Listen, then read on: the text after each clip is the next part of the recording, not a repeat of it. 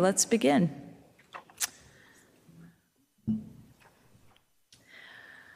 Welcome, everyone. This is Lisa Edinburgh, Chair of the Westborough School Committee. Today is Wednesday, June 8th, 2022. This meeting of the Westborough School Committee is called to order.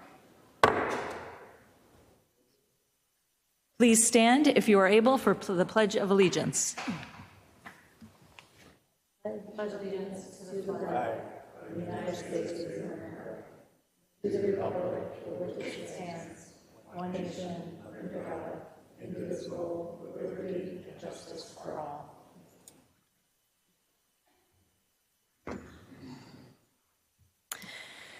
Thank you for joining us this evening. I'd like to notify everyone in the room with us tonight that this meeting is being recorded by Westborough TV. School committee meetings are available for remote viewing or listening on Westborough TV's government channels, Verizon 28 and Charter 192, and online on the Westborough TV YouTube channel. Thank you to Westborough TV for covering the broadcast tonight. We have with us tonight Superintendent Amber Bach, Assistant Superintendent Dr. Danielle Mayer, Director of Finance and Administration David Gordon, Vice Chair of the Westborough School Committee Steve Durrett, School Committee members Steve Batchelor, Raghu Nandan, and Kristen Vincent.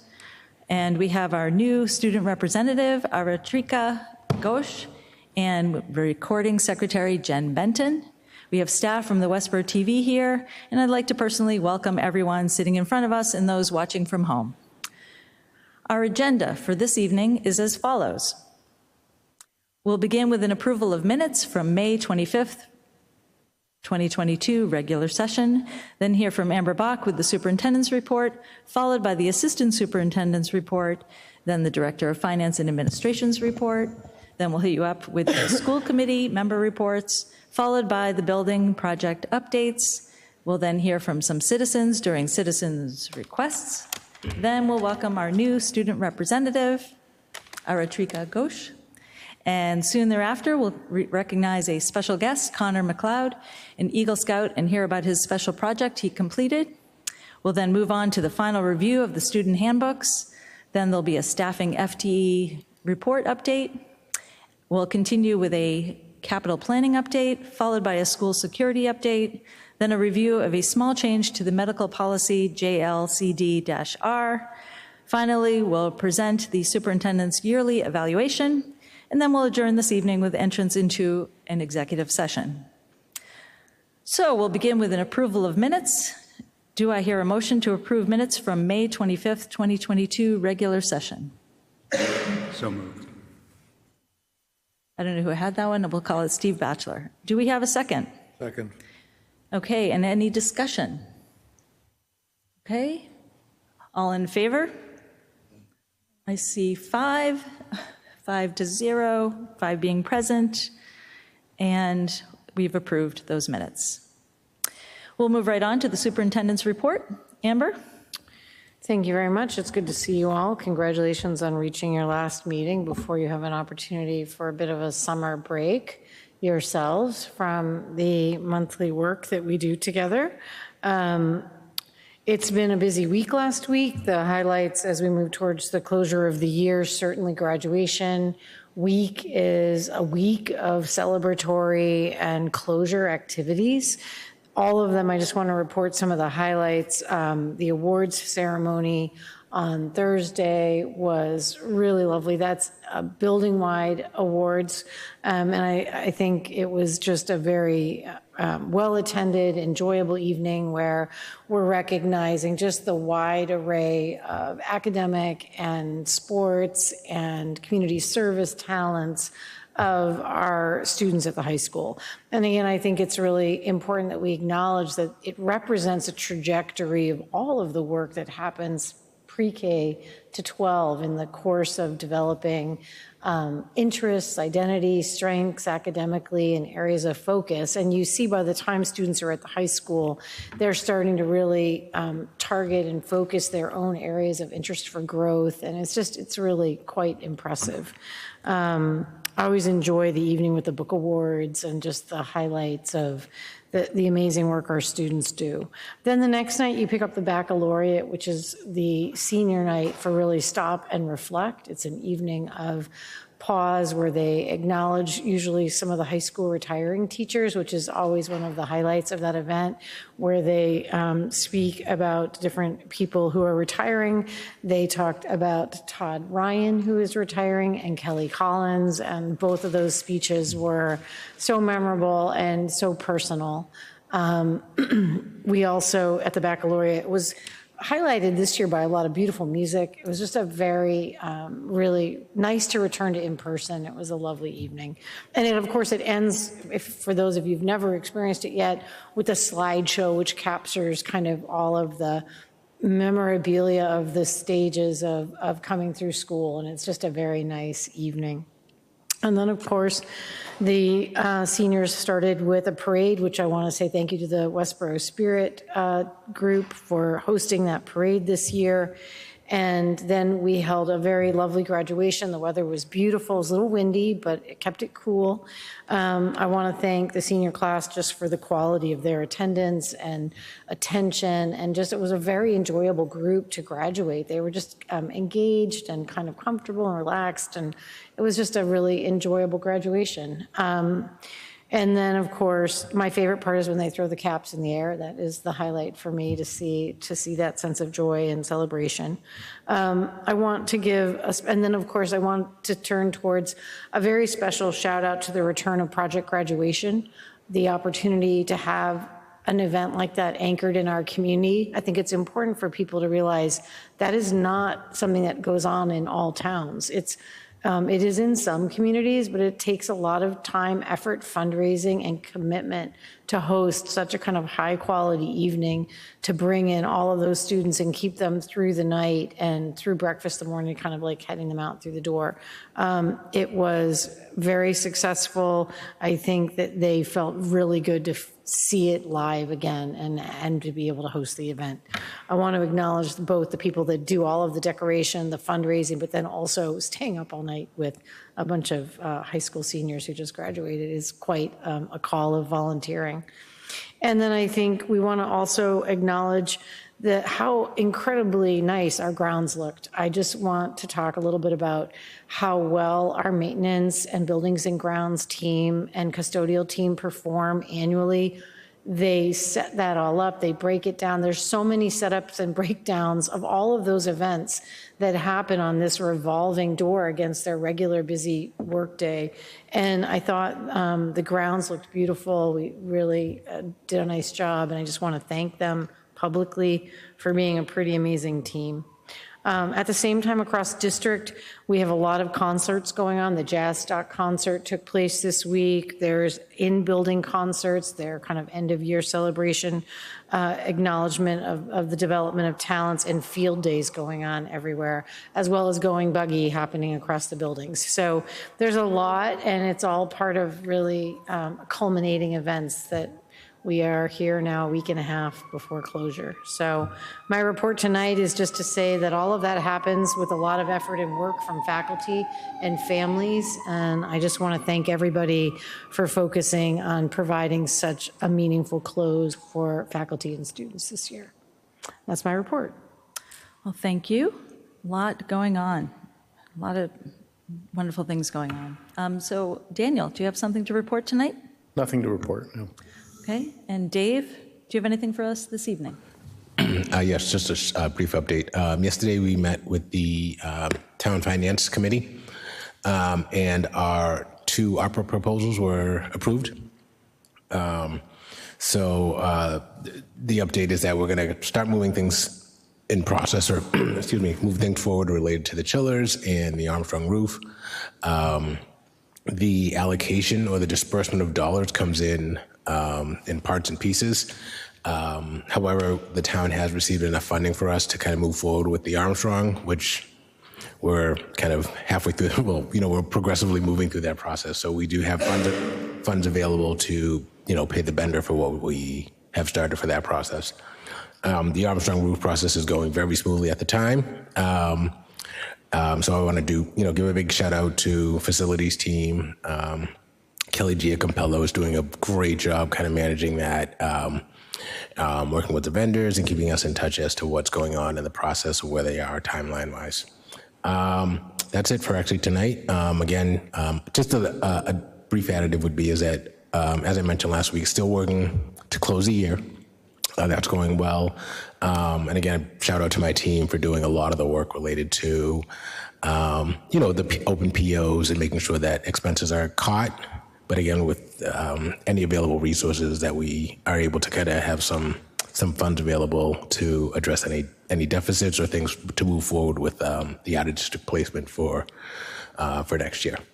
So all positive stuff. That's it. Well, thank you. I'm going to also remind people that the chillers were part of the town meeting, and because it was approved by ARPA, it means that there wouldn't have to be a borrow, so that will not touch the taxpayers, and so that's good news. Totally. And thank you to those committees that really went through all that process. So exciting. Thank you, Dave. So we'll move right along to school committee reports. Steve Batchelor, do you have anything for us this evening? No, I have nothing to report this evening. Kristen, Vincent? I just want to say congratulations to all of our graduates. The graduation ceremony was wonderful. The weather was perfect.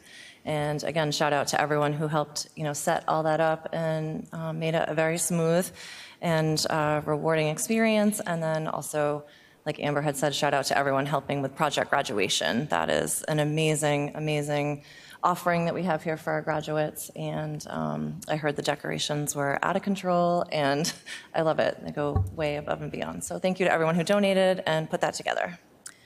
So I'm going to go back to Aratrika. So in a moment after citizens' requests, we're going to introduce our new student representative, Aratrika Ghosh. But I wanted to make sure, did you want to report on anything this evening, even though this is your first evening? I'm okay for today. Okay, I just wanted to double check because I didn't want to skip over you. We'll continue with Raghu. Do you have anything for this evening? Yeah, just one thing. The parade on graduation day was really nice, well done. And shout out to the town police and fire departments for providing the support during the parade. And it's our second year, is it, that we're doing this? I wish it continues into the future. It was really cutely done and something that kids could enjoy for once. I think it was our third or fourth. Was it third or fourth? Because it started with COVID. Yeah. And then Parade? the parade. Parade, this was the third parade. Third parade? Yep. Okay. But it was a lot should- safer looking this year, meaning people were in their vehicles as they were supposed to be. And We'll so learn as we go it was a along. much safer look, but that's great. Anything else? No, that's And it. Thank you. Steve, did you want to report anything, or you want to wait for your building report? Wait for my report on schools. Okay. So I'm just going to mention, I just want to thank, there are so many volunteers that are happening, that are going out there and doing so much for our school system at the end of the year, whether it's field days or I volunteered my husband to chaperone the project graduation and from 9 to 1, but there were volunteers from 1 to 5 a.m., which I really think is quite a commitment. And I did hear the decorations the theme was below zero, and it was incredible. But also, good luck to those sports teams that are still in progress doing their thing. There's tournaments going on. I'm rooting for that tennis team, and banquets and finals at the high school. Good luck to our students. There's all these different things that are happening. But I just wanted to say a shout out to volunteers because it can't happen. I mean, field days can't happen without them. Project graduation couldn't happen without them. And even the donations for some of these things couldn't happen without them. So thank you to our community. Okay, we're going to move right along to building report. Steve, Durrett? Well, for those who have looked at the school website relative to the photos at Fales, you'll see that we're finally moving along so that you can actually see some progress out there rather than piles of stuff. The base pavement for the upper parking lot, the middle parking lot has been done. The final grading of the lower field is almost done. In fact, they hope to plant some grass this week on that part of the project. And so what's left are some minor punch list items plus one other that I'll mention in a minute. We believe anyway, on target for finishing later on this month, at least the big things that you could tick off as part of progress. The one thing that has been a problem for a number of months, and that's our heating and cooling system relative to geothermal. We finally have now gotten it to the point where within a week's time, we believe that the air conditioning system will work. It is functional. We have made it so, but there's some additional work in terms of putting in various fluids in the system, such as the anti-rust agent that goes into that system to protect the metal parts of it, and a few other items as well. The very good news is interesting. We finally got our first national grid bill after the system went online and the information was being recorded. Historically, by looking at the monthly billing of the old school, as well as a few months of the new school, we were accumulating roughly 32,000 kilowatt hours a month for the school. And the price for those kilowatt hours to the town varied between 12 cents and 22 cents based on what the demand charges were that mixed in with that. Since the solar system went online, the kilowatt hours billed to the town for the school was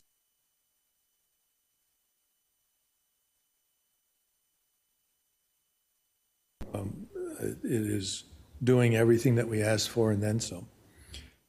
And so I'm very happy with that outcome. We don't always see everything that was promised, but certainly for the solar panels on the school,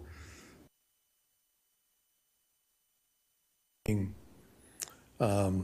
kilowatt hours is in dollars. So it's $6,500 for that period of time.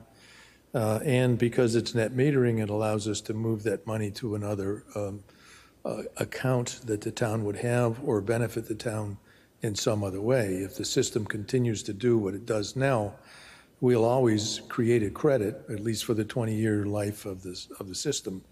And so by design, that credit can be used to offset some other electric bill, for example, any of the other schools that we have or any other school property that we use, such as the candy store that our kids use for training.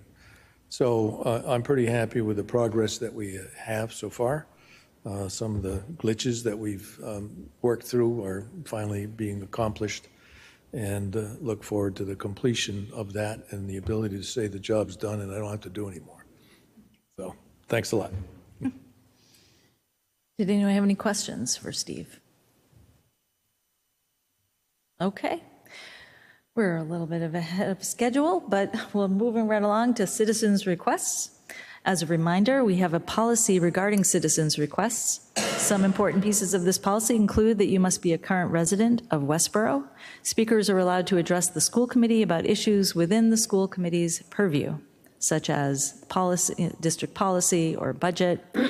Each speaker will be allowed up to 3 minutes to speak to the school committee. Written comments longer than 3 minutes may be presented to the presiding chair before or after the meeting.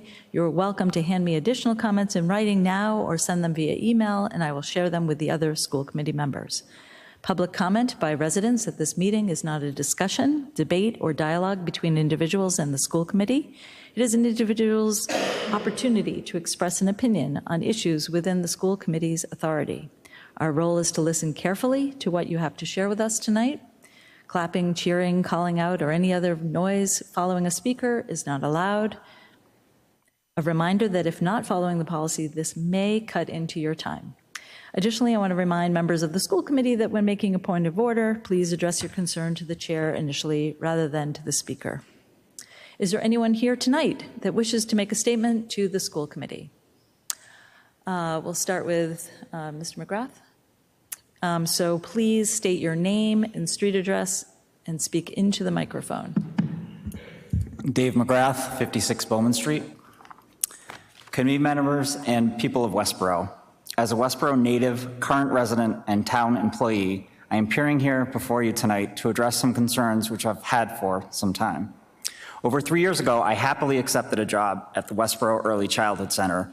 Even though it was only a .9 position, I was eager to offer a unique experience to the students there. I was the only male educator at the preschool. I joined a group of passionate educators dedicated to teaching and enriching the lives of the youngest students in Westborough. Paraeducators play an important role in the education of Westborough students, and our schools could simply not function without us. Despite our importance in the lives of our students, we value our presence in the classroom, but certain decisions have made me feel undervalued as an educator.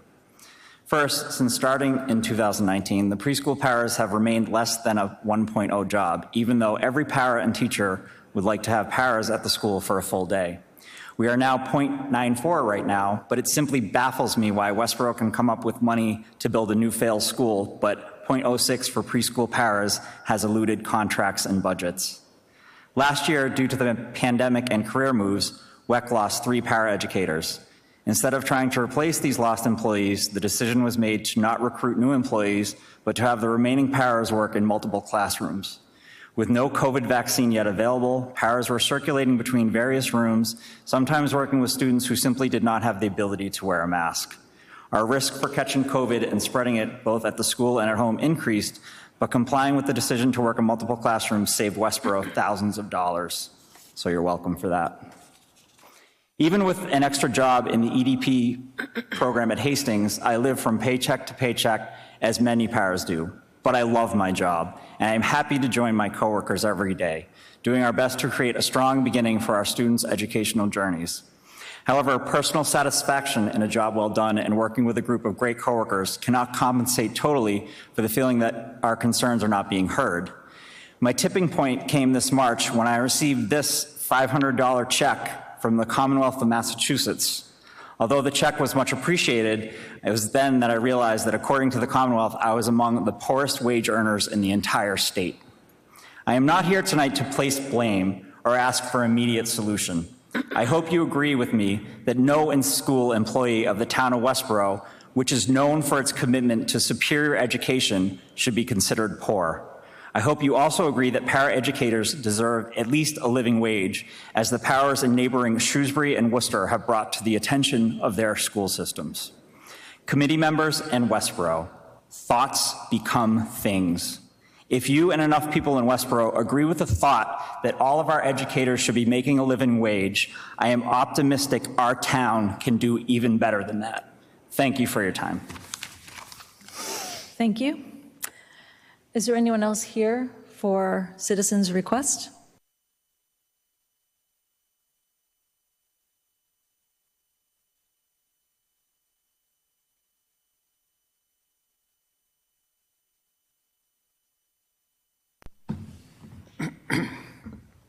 Hi, I'm Rick Riccardi. I think you have to speak right into the microphone. Sorry about that. Richard Riccardi, 2 Hadley Lane. So thank you, Westborough School Committee members and school administration members, for the opportunity to ask questions about school committee activities. My question will take under a minute to provide context and ask. I'll leave the remainder to you to respond if anyone wishes. Depending on your answer, I may have one follow-up question. The question: last spring, the school committee hosted a very brief presentation about the Columbus Day holiday, after which it decided to eliminate the Columbus Day name from the school calendar. Since then, residents of Westborough, through town meeting, rejected by a fair margin, making similar change across all other town departments, indicating a preference for not making such a change. Given this, will the school committee reconsider its decision in light of the town vote? So that's my question. I don't know if anyone wishes to respond. Unfortunately, citizens' request is not a back and forth. Okay, but that's fine. I hear, we're listening. And that's fine. No one has to answer. And so what I would say to that is, if the answer is no at some point to that question, does the school committee consider itself above the will of the people of Westborough who fund the school system? I'll just leave you with that thought. Thank you. Thank you. Is there anyone else here for citizens' request? Feel free to come forward.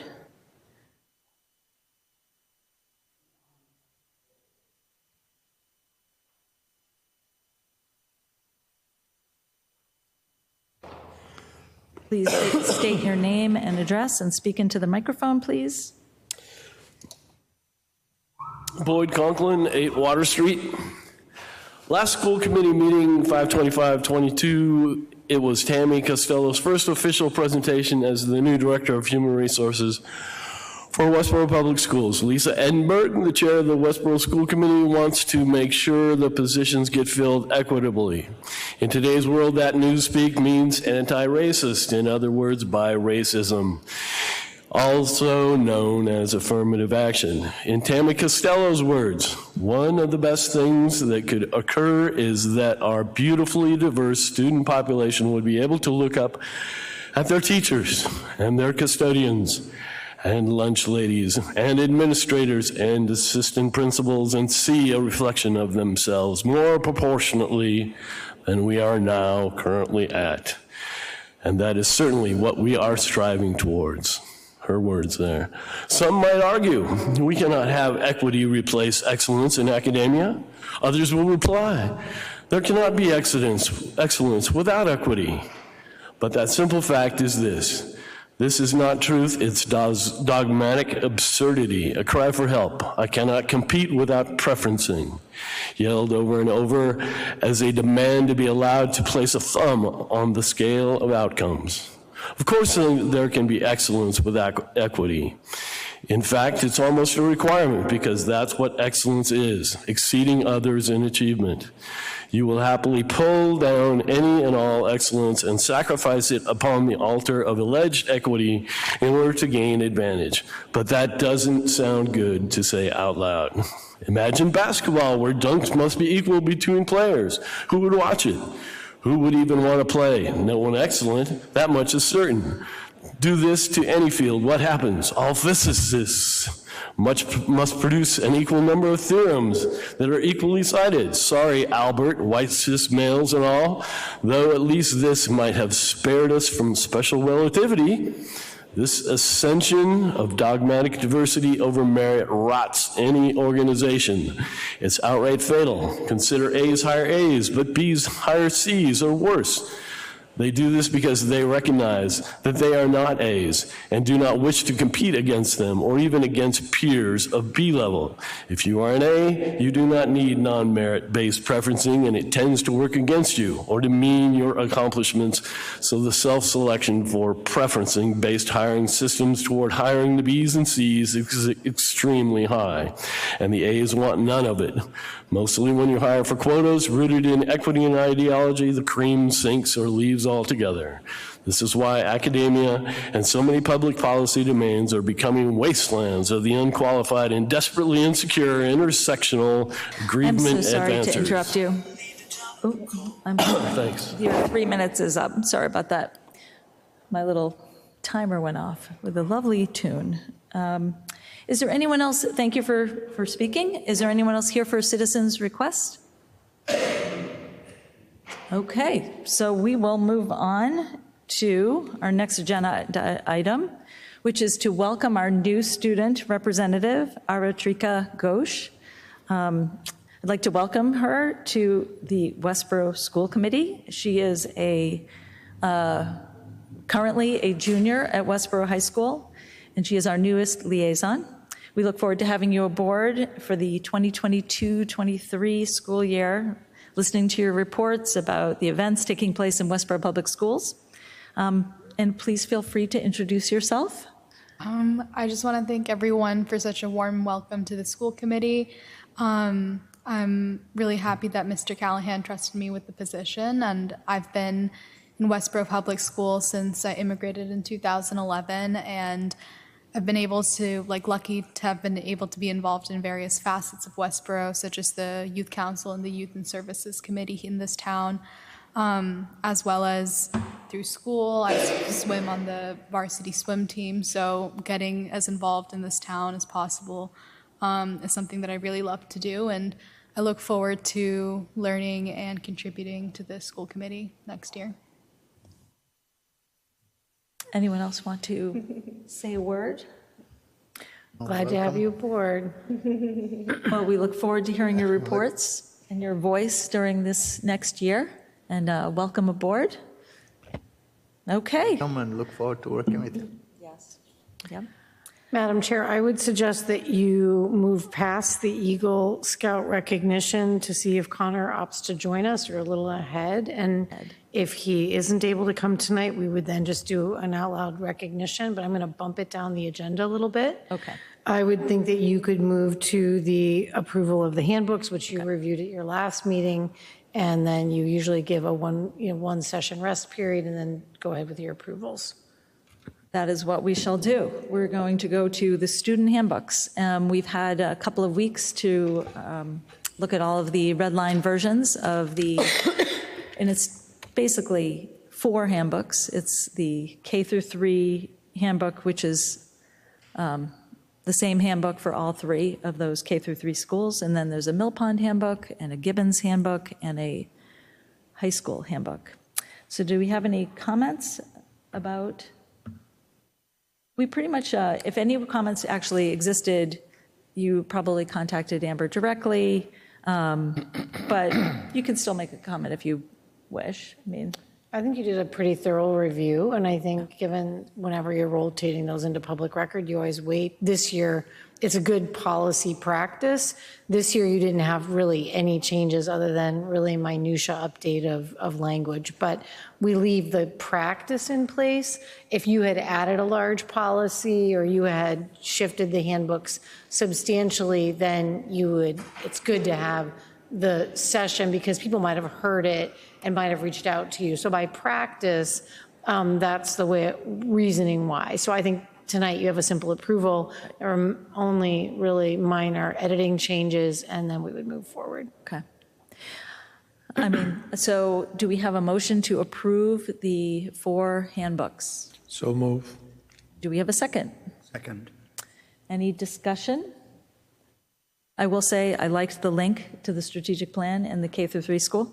I wanted to also mention I really love, I personally think that we should be looking at the handbooks side by side to see if there's district information that should be shared in every single handbook, such as the holiday policy, maybe the bullying policy, in the link to the strategic plan.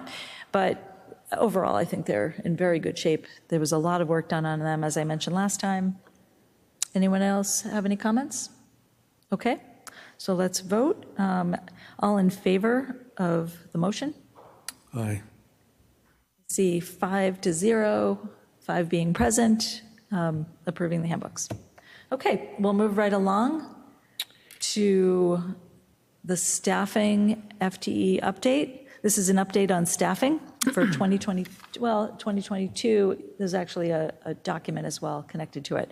So Amber, you can introduce. So I'll take it from here, and we can step through this. So this, and I would welcome Scott Henderson and Tammy Costello to the presentation table. They'll help us by walking us through the content and answer questions. This is a new report for us. It anchors what would become a new annual staffing and FTE report. And so we'll be looking for feedback on the layout, framework, and content as you kind of adjust to this. You know, typically when we add a report, it will evolve over time. And I know that Tammy and I spent some time kind of laying out, and she and Scott have been working tirelessly on crosswalking the information with the state report. So what I think I'll do is we'll turn it over to them and let them kind of step you through the layout and the numbers this year, and then open it up for kind of general discussion. Does that feel like a good approach for everyone? All right.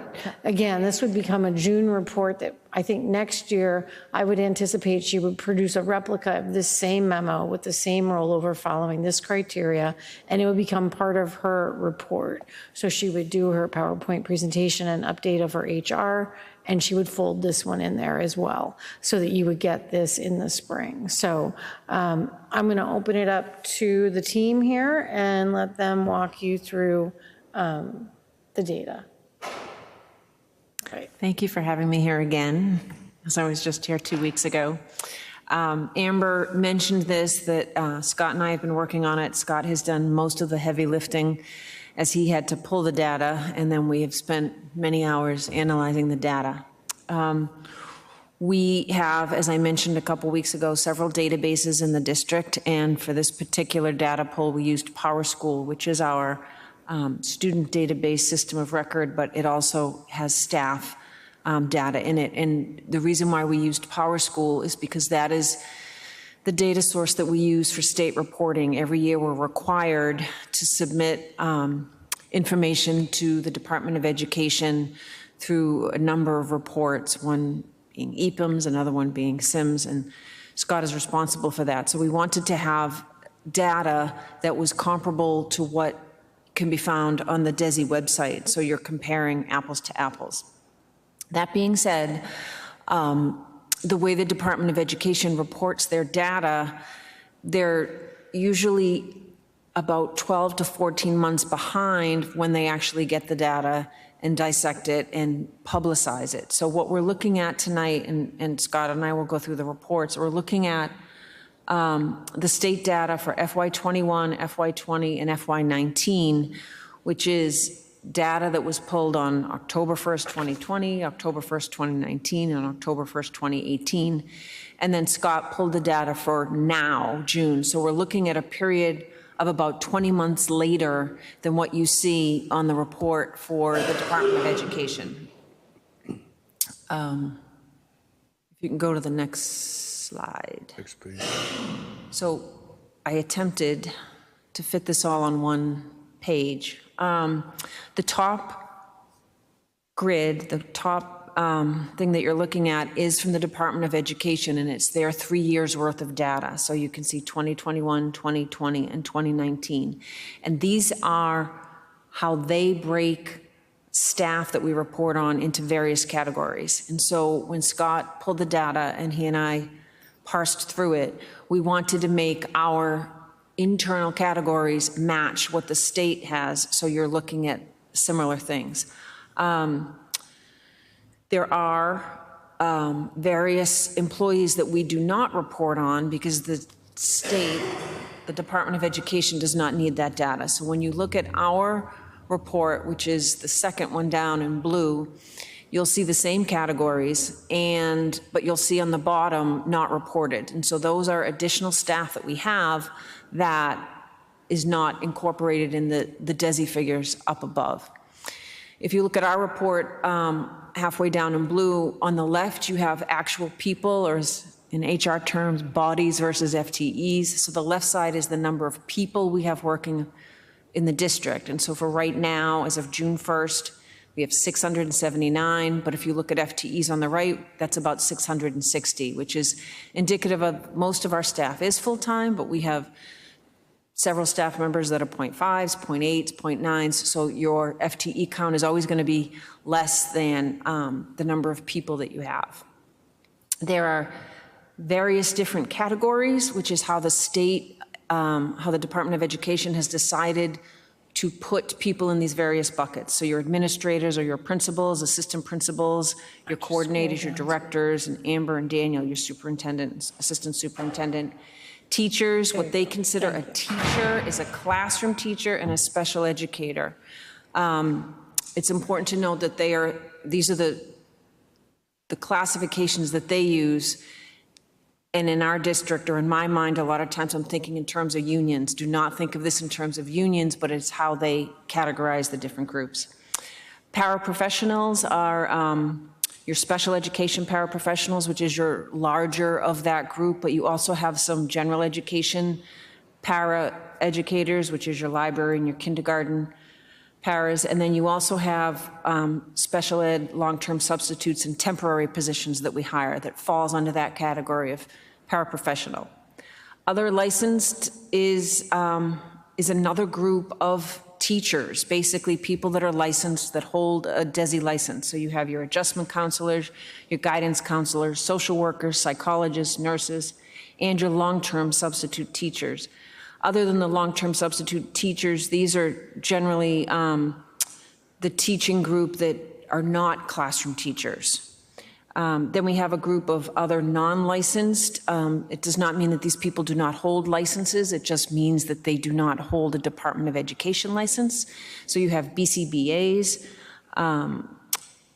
physical therapists, occupational therapists, speech language pathologists.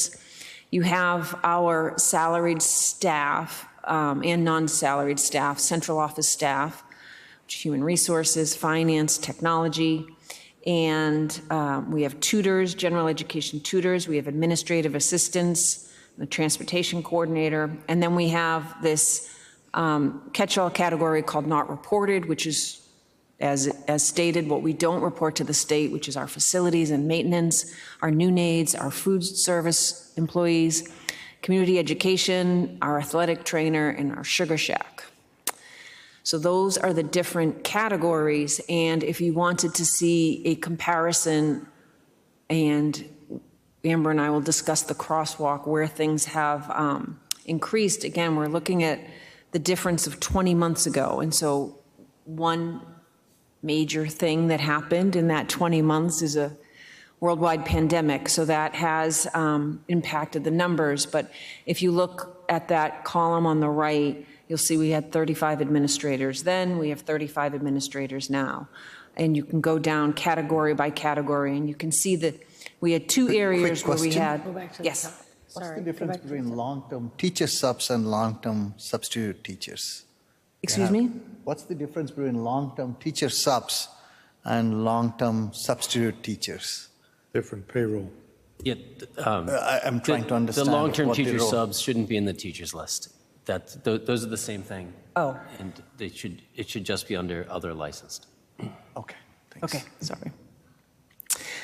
So you can see that there were two areas where we had an increase of about 9, or not about, exactly 9. We have 9 more paraprofessionals as of June than we did 18 months ago, and we have 9 other non-licensed additional people in the building. We have a couple of areas where we actually went down a little, but those would be the two biggest areas where we have expanded marginally, but again, we have reasons for doing that. Why don't you, Daniel, why don't you just scroll back then so they can see the table above and that table, just the two of them together. Sorry, not to be like bossy. There we go.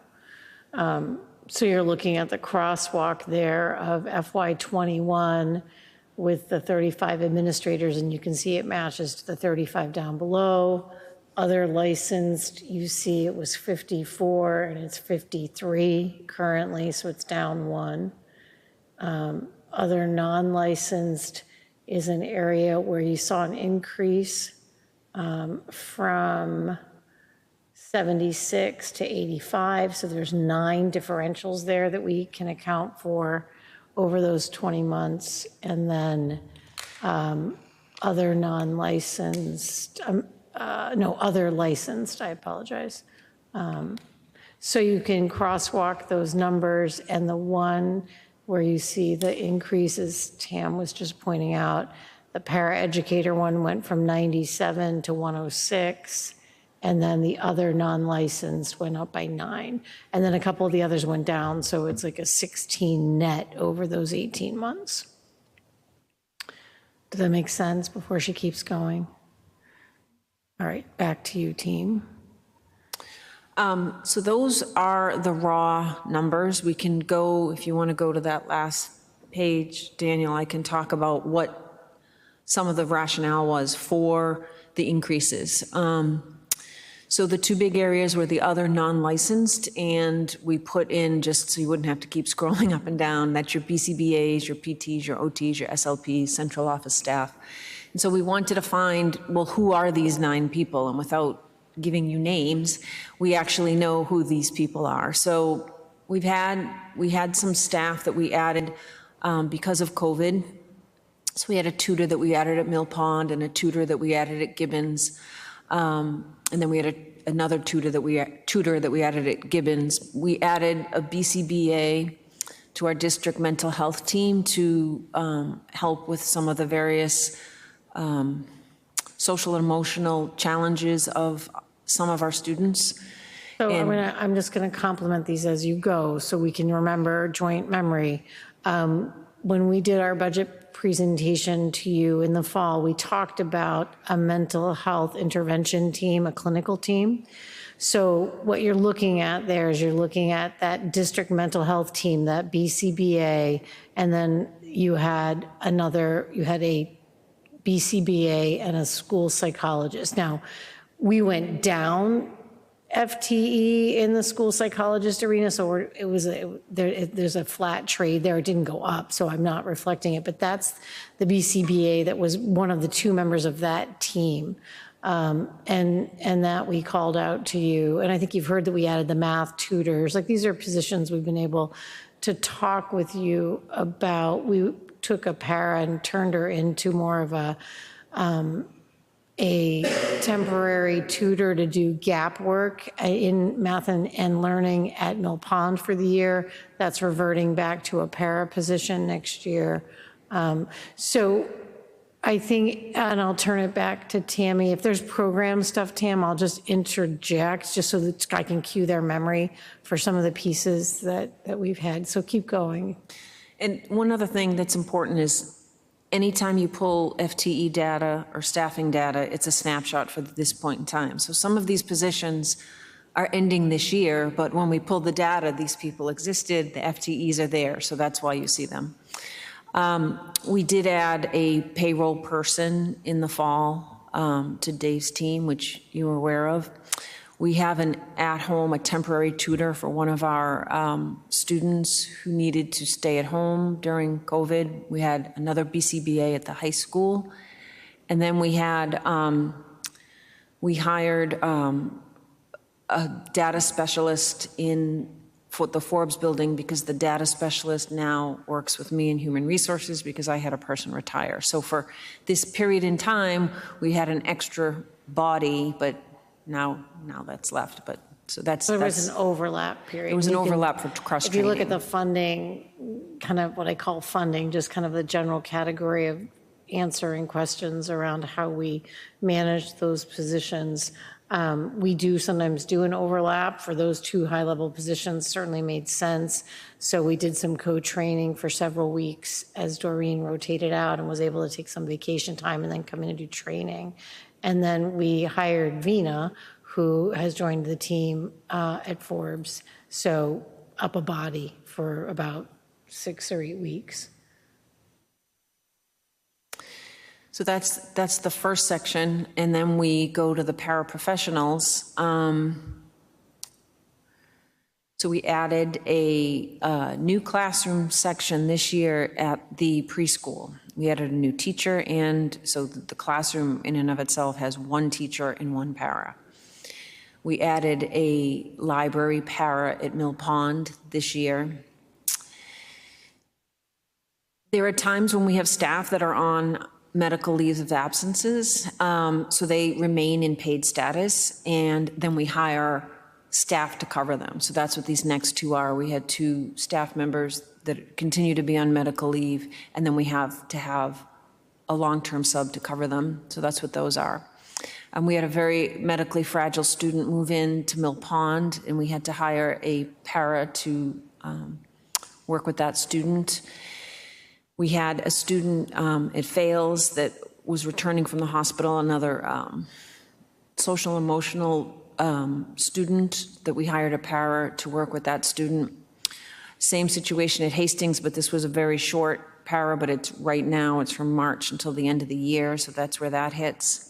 And then we also had a medically fragile student at the high school that came into the district this year that we added a para for that. So typically that student, as an example, is wheelchair accessible in the building, but requires a lot of support to navigate when you're moving throughout the whole high school. I think we currently have 2 wheelchair level students at the high school, and one at Gibbons and one at Mill Pond. So you've got like a range of, and again, as students move through the trajectory, some students that are wheelchair bound are completely independent in terms of mobility, and other kids have a combination of other medically fragile or emotional or IEP-based needs. So in those cases, we add someone to work with them. What is LTS? So long-term Long-term sub. sub. So, yeah, I think one of the pieces I wanted to do, and again, then we'll open it up for questions, and maybe Dave and I could pick up a piece of this. You've got Scott and Tammy who can answer the crosswalk information around how our state numbers line up with our FTE work, which I think is an important annual process. And then the second part is just looking at the management of the overall district budget year to year as we service kind of the ongoing work. So at any given time in our salary budget, there's a chunk that is for substitutes, several $100,000 a year for substitute coverages, and long-term subs, maternity leaves, any of those, like if we take a long-term coverage, is a part of that financial block, and that's carried in the salary line item, correct?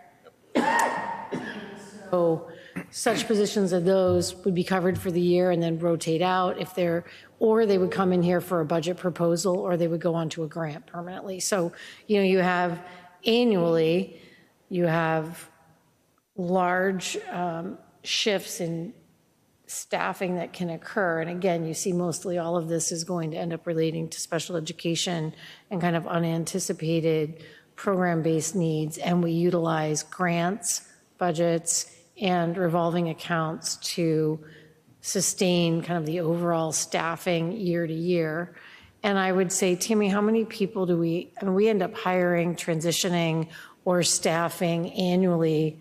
So far, we have about 142 since last July 1st, if I think in terms of, and you have to think of that as every single person that gets added to payroll. So it's your coaches and your community ed and your staff. And at the same time, we have, of those 142, we have about 136 out. So there's a lot of ins and outs that happen every single year in a school district that requires onboarding and offboarding. And some of those are, you know, retirements, transitions, leaves, new hires that are coming in and going. I think the complicated part for staffing and what took us a lot of time is that there's a lot of movement in buildings where we shift people around. So there's some coverages in here where a para moved into a teaching position to cover a long-term sub-teacher for the remainder of the year, and we backfilled the para position. So it's kind of like how you have to track all of those and account for them and just be able to track the number of bodies has a lot of complexity. So trying to establish for you a workable annual report that can give us that crosswalk is kind of what I was visioning when you inquired about wanting to be able to kind of look at an annual staffing. So I feel like we had to be able to answer the question, what's the difference between the state number and the end of year number, person by person? So this is kind of that attempt to give you a picture of annually that breakout so that you can see, okay, from the October report to the end of year report, what are all the changes that we should be able to account for numerically and with data. So this report is a combination of David, me, Tammy, Sherry, and Scott, really spending a lot of, mostly Scott and Tammy, spending a lot of time looking at the data over the last several weeks. So I have a quick question. Thank you for doing this work, because I know it's a lot. It's a lot because the numbers are constantly changing by transition. I mean, as you described, there's a lot of student-centric decisions on staffing and meeting the needs of who comes in, when they come in, who's here, and how, as their needs change. So I hear that. There's a lot of fluidity. I guess my question is, if anyone was watching last time, your report versus this time, how do you explain the 714 versus the 679? Like, how do you describe that? I know exactly how to explain it, because when I pulled that data, I am pulling out of Munis, which is our payroll system. And so the way it works in Munis is any single person that's active, meaning they're in paid status. So a lot of what I have is duplicate there. You have the teacher and the substitute, the teacher and the substitute. So it falsely inflates the number of people. What Scott did, which is one of the reasons why it took so much time, is we sat down and we went through every single person that was on a leave, and he would count them as 0. So that brought the numbers down. So in my report, you're counting a lot of people twice because they're in paid active status. But in Power School, there's no money attached to it. And so Scott and his team are constantly putting people on leave, which makes them count as 0. So that would be the big difference. Thank you. I think those are questions that people have about what is the workforce. Steve, did you have a thought? Yeah, this was developed by a simple question that I asked about 2 months ago. And that simply is, over the last 5 years, how many employees at the end of the year does the town pay for in the school system? As Lisa just mentioned, the report that you gave us a couple of weeks ago came up with 714. And to the extent that they're on the payroll and they get paid, that was the answer that I wanted. The only second part of it was, okay, give us the classifications by title as to what they were. Why did I ask that? I asked that because, in fact, what we do on this end is not as complicated as what you guys came up with, and that is simply what are the rules of thumb that we have in terms of the total employees in the system against the budget that we ask the town to fund. And so if you know the general rules of thumb in terms of what an employee on average earns, plus the benefits that are covered by the other half of the town, you can rough out what our budget ought to be. And my interest was, how did our employment, total employment, change over the last few years?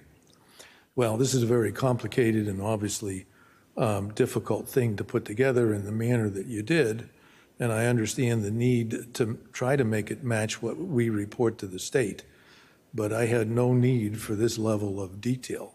I suppose it helps to answer the question, and particularly the follow-up question, which is, well, there's more than that or less than that, and we have this and we have that, and they all change.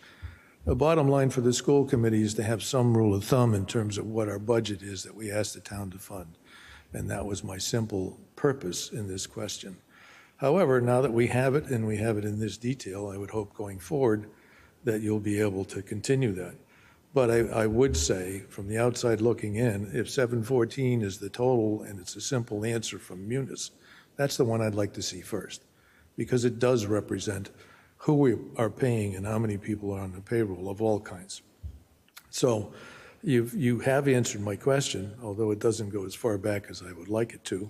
I'm sure you could, but I didn't expect that, in fact, we'd have 2 people working for 7 weeks trying to answer a simple question. But you have. And so I guess my next question would be, based on what's, if you go back the next page, Daniel, go back one, which gives us the, I think it's the yellow header. Yeah, there. The year column, 2019, represents what actual date that the data represented? October the year before? It meant October 1st of 2018. So Okay. 2019 means fiscal 19. Yep.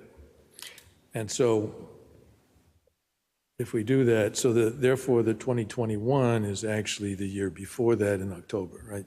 Meanwhile, the data that we have in the blue columns is actually currently right now. Right. So it's, as I think you said, it was 18 months out of whack.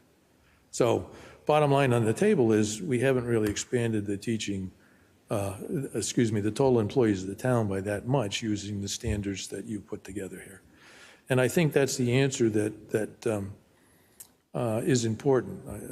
I'm not sure if this is a current statistic, but roughly 85% of the town's school budget is salaries, give or take a few percent. It changes a little bit based on other things that we're doing year over year. And so that is the driver for the school budget, is the number of employees we have. And the second piece is, what's the performance of all those employees in terms of the quality of the students that we can produce?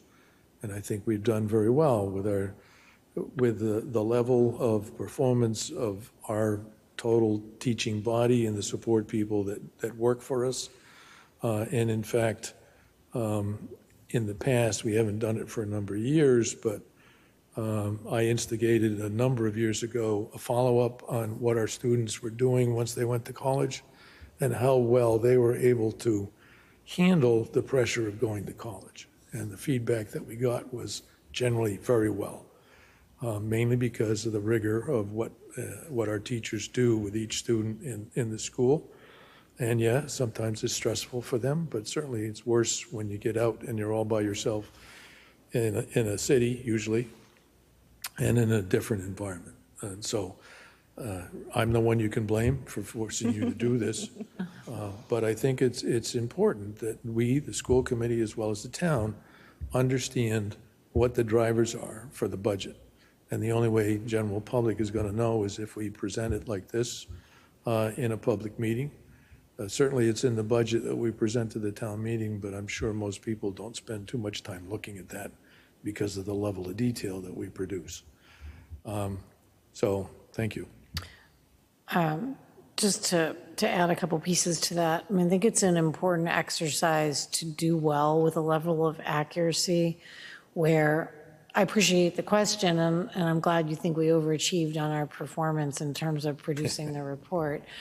Which is not unusual. But I think that the goal is that in establishing a well-crafted report where we can answer as a team the numbers and the crosswalk, we can produce it in the spring, and we then have it when we start our budget discussions, and we have the ability to be comfortable that the data that is being shared on public record crosswalks to the state data, which is what FinCom uses. And a lot of times people are doing personal learning because they're committed to their work and they need us to be able to answer questions.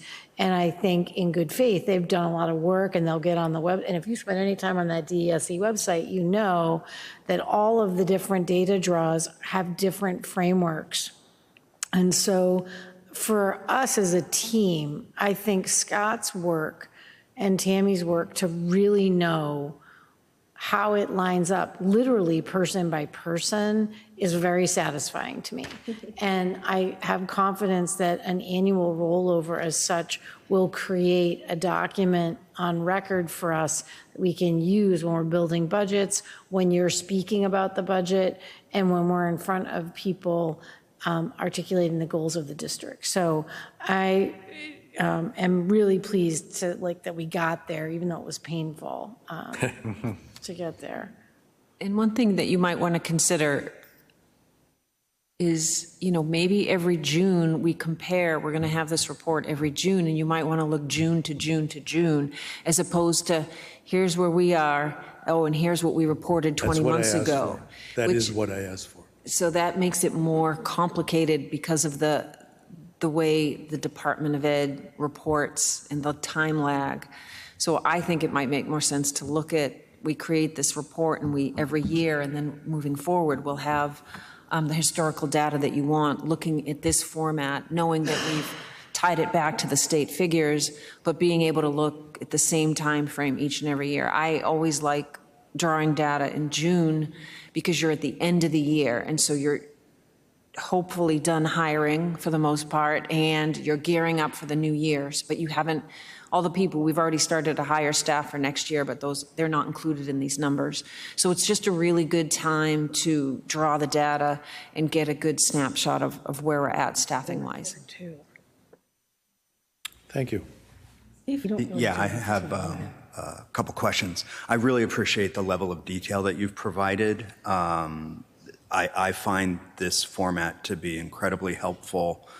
I like that we can reconcile the numbers with DESE and the difference between the Munis numbers and the Power School numbers makes total sense to me. I love the idea of taking the snapshot in June because the beginning of the year hasn't happened. At the end of the year, you're preparing for the next year as much as you're closing out the year as well. So I think that's a wonderful idea. I had, I guess, two questions. The first is, you mentioned that there's always going to be fewer FTEs than bodies, and I absolutely understand the logic of that. Can you imagine a time when there are the same number of FTEs as bodies? Because it seems that there might be some who are 0.94 paraeducators. Could you ever see that being one? I mean, within any category, you could have the match. Like if you look at administrator, this, data, I mean, Scott and I are data geeks, so we really spent a lot of time looking at this. And I'm like, why do we have 34.1 administrators? What is that? There's 35 of us. What is it? And then when you look at the data, you have 2.6s and 1.5. I mean, 2.8s and 1.5. So you have 35 people, but 3 of them are part-time. You can get very close if you have a group that's completely full, every single person's full-time, then yes. I mean. Well, I will interject. As a person who develops the budget that we put in front of you along with faculty, FT is determined by the scope of work and the job requirement, and sometimes we're specifying that we needed to add some help, but it's not another whole full-time job. It's a part-time job, and it's a part-time 2.5, days a week. And it's what we pay. And it's what we pay. And so the scope, and again, and then there's negotiation, and that's against the discussion of the scope of work. The discussion you heard tonight around 0.4 versus 1.0, that is a table level negotiation discussion question, and if it's brought forward by the para unit, then it's discussed.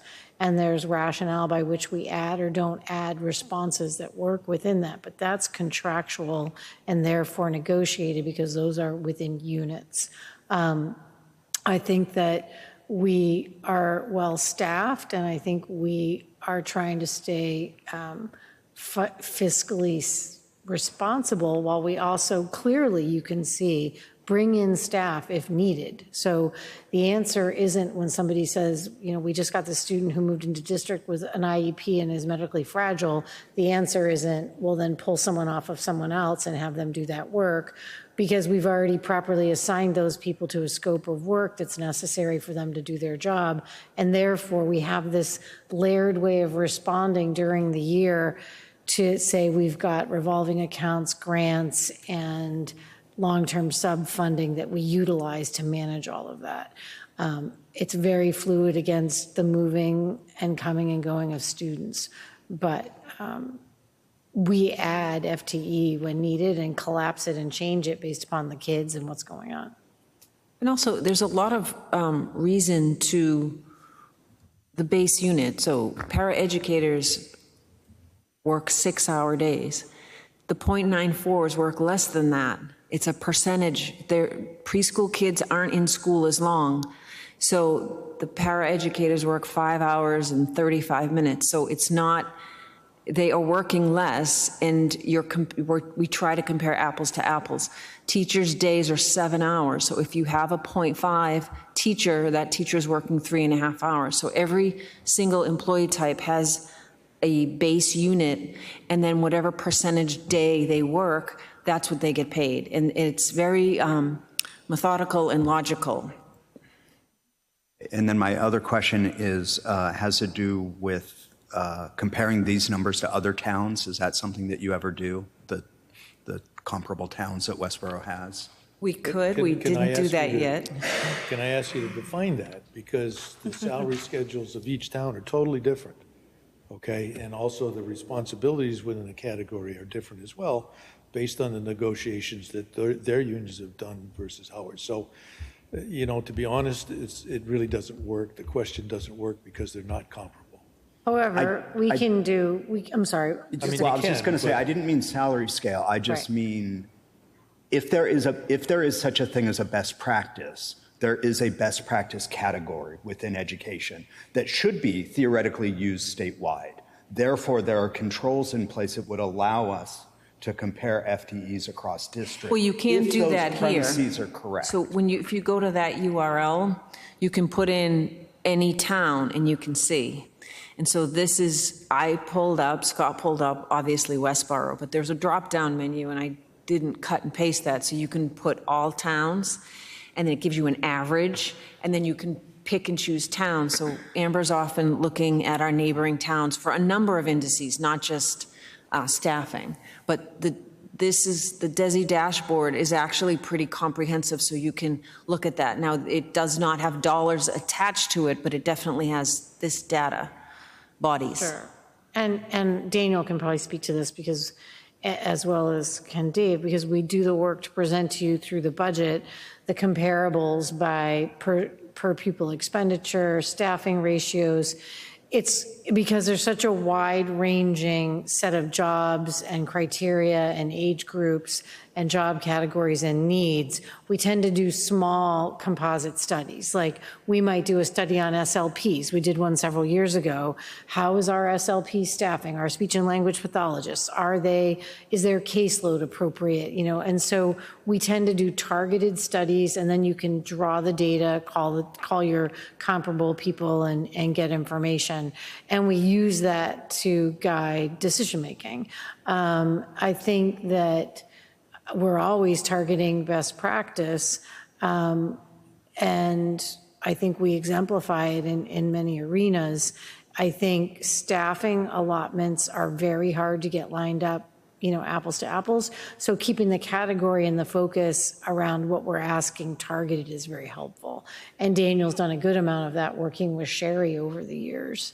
We've done quite a few. The only thing that I would add is that I totally agree with you with the best practice comment. One of the nuances I found looking at other districts is that you do put yourself in a realm of apples to oranges slightly because of the demographic. As you see, a lot of our staffing kind of variables happen in the special education, and a lot of that is extremely based on the student and the level of service needed.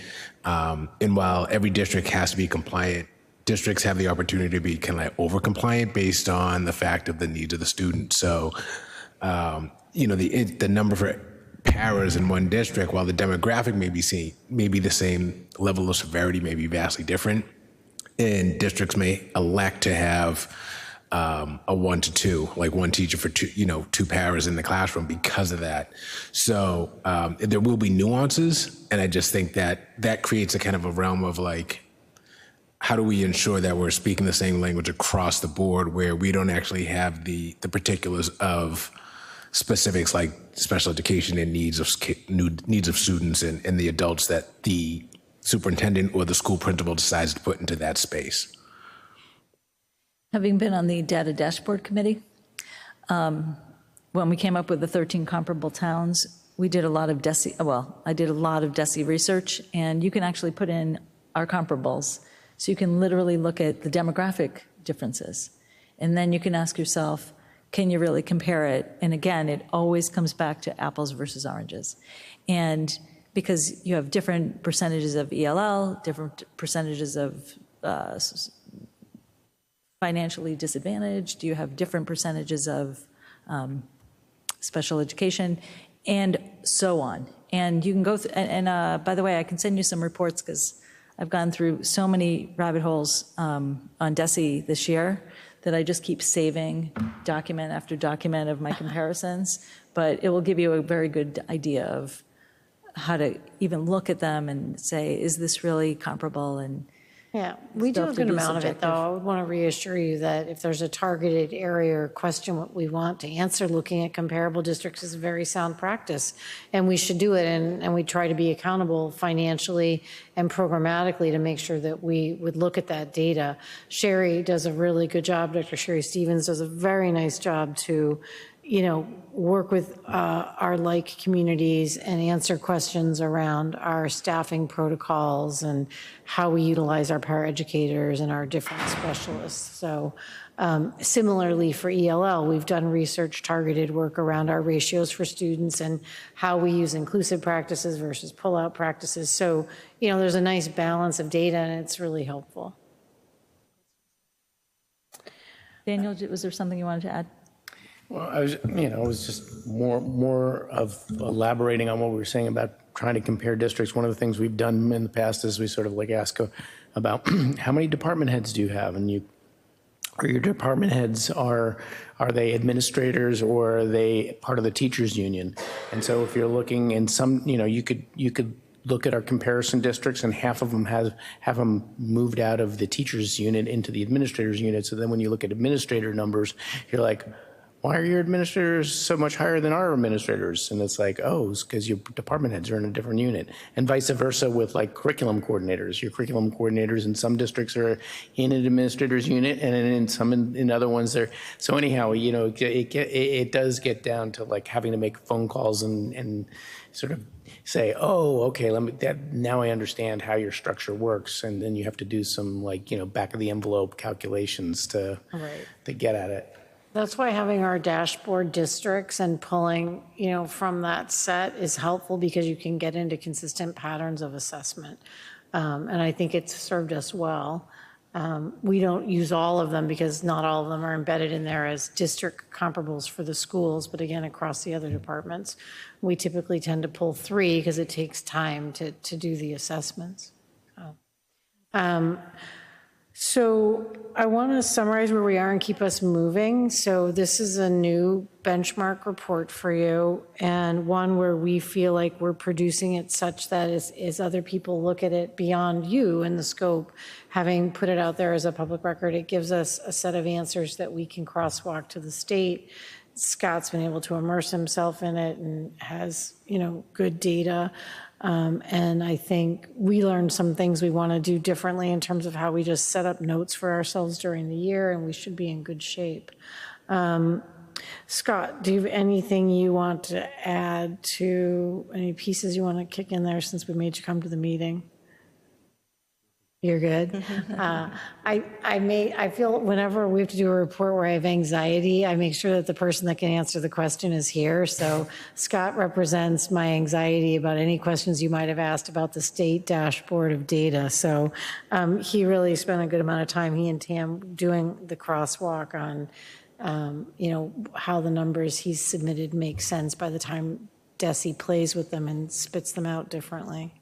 We might spend the next week and a half not talking to each other because we've spent so much time together that we just need to be in separate corners for a little bit. Yeah. Thank you both for being here tonight, and I think it's just the beginning of a beautiful friendship. We will be seeing you annually and for this report, and I think it really answers a lot of questions, so thank you. And Thanks again. you may have a good evening and get off to getting ready for the Celtics game. Yeah.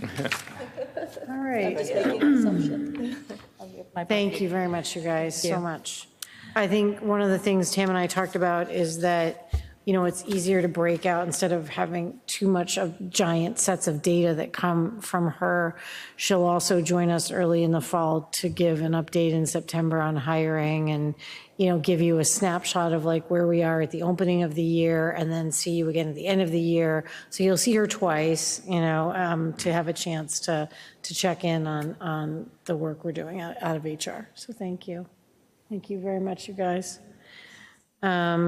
So we'll move right along to a capital planning update. Amber, do you want to walk us through Yeah, that? thank you. I just want to kind of take, again, because we don't get to talk about this stuff unless we're in public session, so I just have a topic I want to bring forward again and remind everybody that the capital planning structure is different, and we've been working with the town on having a full array of capital projects assessed and rotating them through an ongoing set of updates and plans. We all know that. However, there's also the trajectory of the fall town meeting and the spring town meeting, and items for capital often are requested with a due date in the past of end of August or mid-August, so the town starts to have us forecast potential warrant articles or capital items that need to move around. So I wanted to provide an update to you on summer planning that David and I are mapping out. We've mapped out that once we get into July, what we want to do is, one, put together the RFP that we would work to request a new DRA report. You know that when I came, we had that extensive buildings and grounds assessment, and they gave us a very comprehensive report, of all of the items, and we've been using that now for like 8 years. And so the trajectory of that data is now dated. I really want a very strong new anchor report to shuffle all the capital appropriately against expert assessment.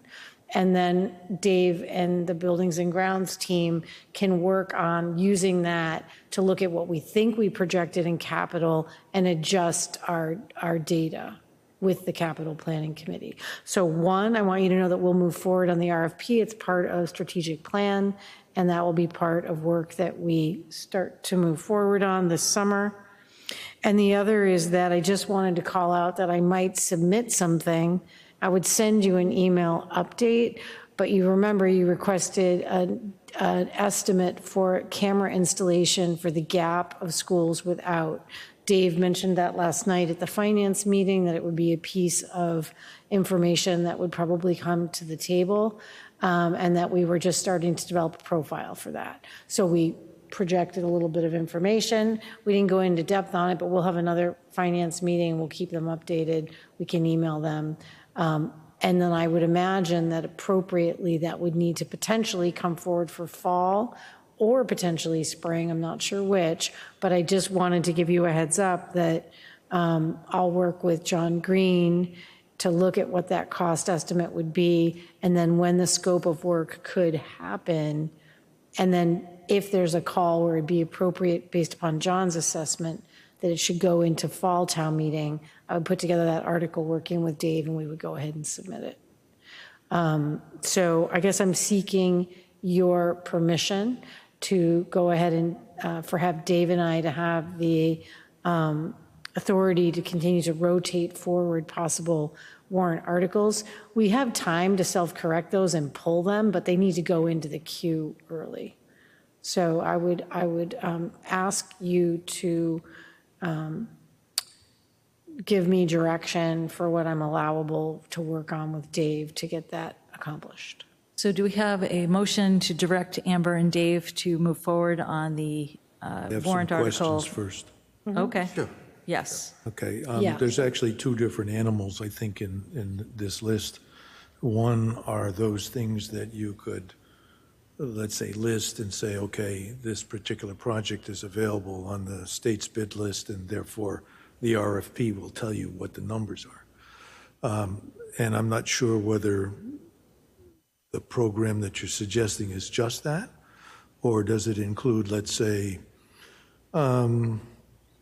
things that require a bid, such as a roof or something like that, in which case then your RFP timing and scope needs to be developed properly for whatever that project's going to be. So I see them as two different animals, and I don't necessarily have any problem with the suggestion. I just want an understanding that, in fact, you know the difference between the two. Yes. So that when you do that, when you do it in advance of our ability, let's say, as a school committee to meet and discuss, the general process is the correct one based on our recent experience.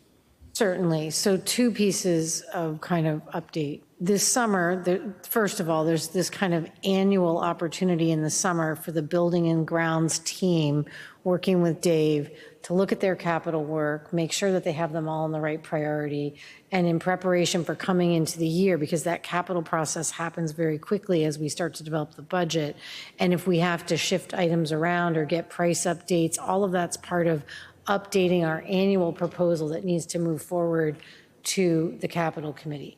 That will be done in the summer and would have recommendations to you, and that would come forward with Bob and those guys coming and presenting kind of the updated articles. That's just kind of a general reminder.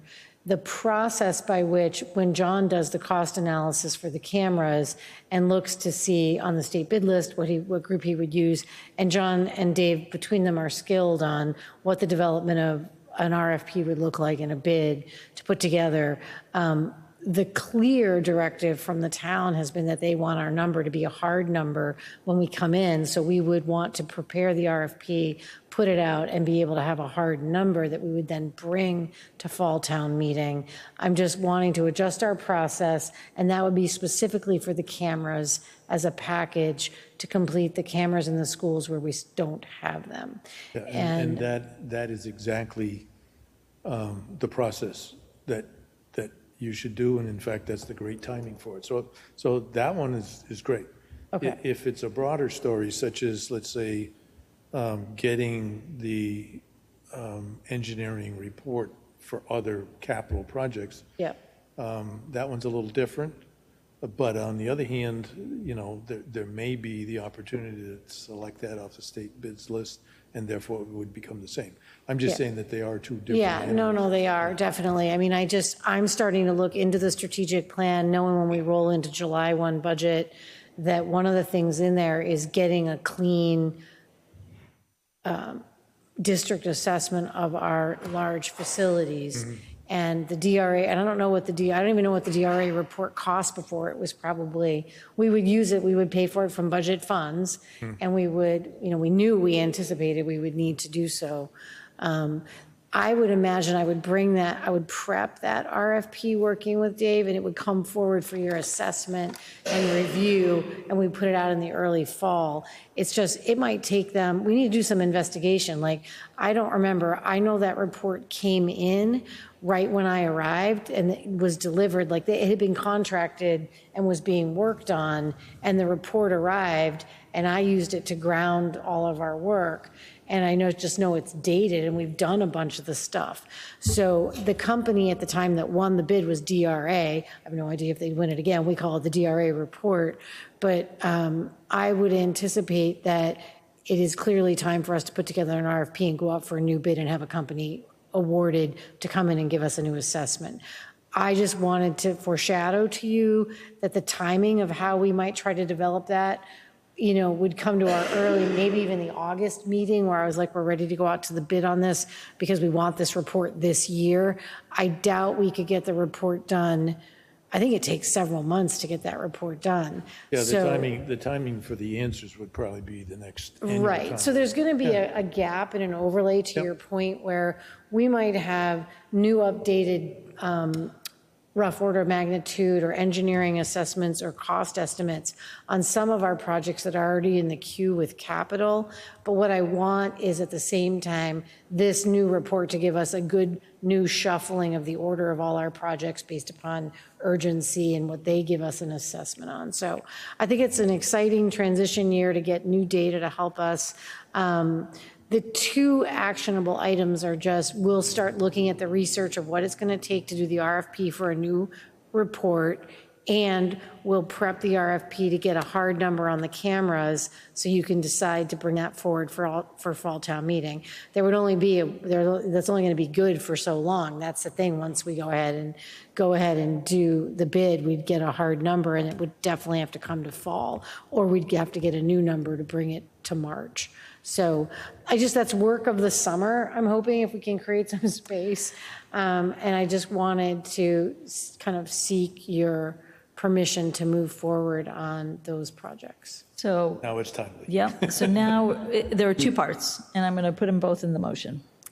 We are looking for a motion to direct the superintendent, Amber Bach, to do the summer planning where she's prepping the RFP and DRA cost report on buildings and grounds assessment, because the data is now dated, and she needs a new anchor report of an assessment, and that the school committee will review that in the fall. And then we're also directing the superintendent to receive a camera estimate for capital planning committee, but specifically work with John Green for cost analysis, but specifically preparing the actual RFP and bid for cameras at the schools where we don't have them. Do we have a motion? So move. Do we have a second? I'll second. We're busy this summer. Is there any discussion?